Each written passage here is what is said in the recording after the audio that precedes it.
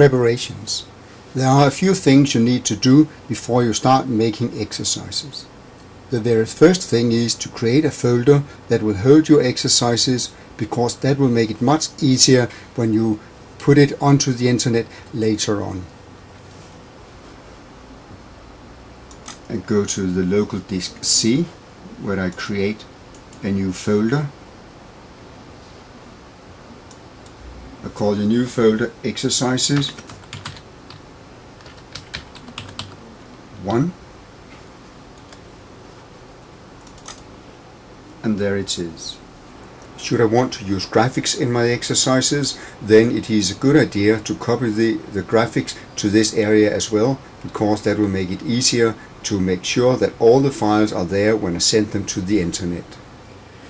You also need to decide if you want a content page that can be used for navigation to other web pages.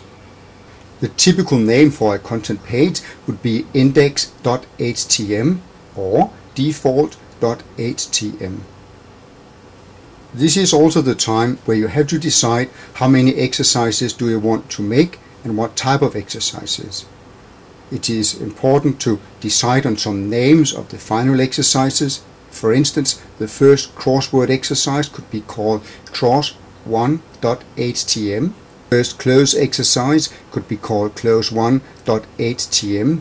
The reason why it's important to decide on these names is that you would want to link from one exercise to the next exercise, and also you would be able to link back again. I plan to make 5 HTML pages or web pages for the content folder called Exercises 1. The main page will be a navigation page that will link to the text and exercises. The name of that one will be index.htm.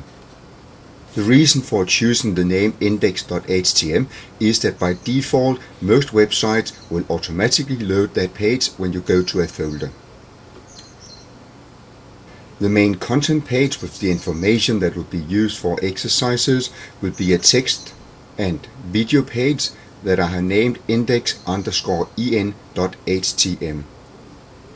The reason for that name is that it will be a page that will hold video and text, and all the text will word by word be linked to an English online dictionary.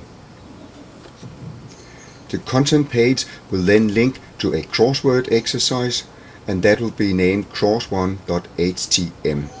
From that page one can press the back arrow and go back to the content page, or it is possible to go to the content page, that is the navigation page. When the crossword has been filled in, a student will press on the next button, and that will take the student to the close exercise named close 1, which again links back to the navigation page and also to the crossword page. The close exercise will then link on to the match exercise called match1.htm.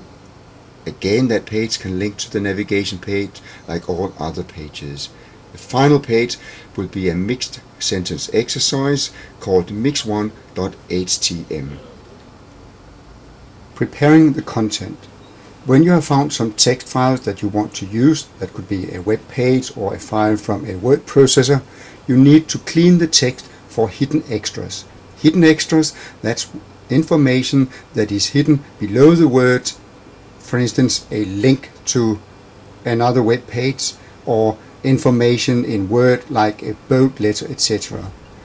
To remove and clean that text, you need to copy the text to Notepad, and when it is needed in Hot Potatoes, you copy back from Notepad and paste it into Hot Potatoes.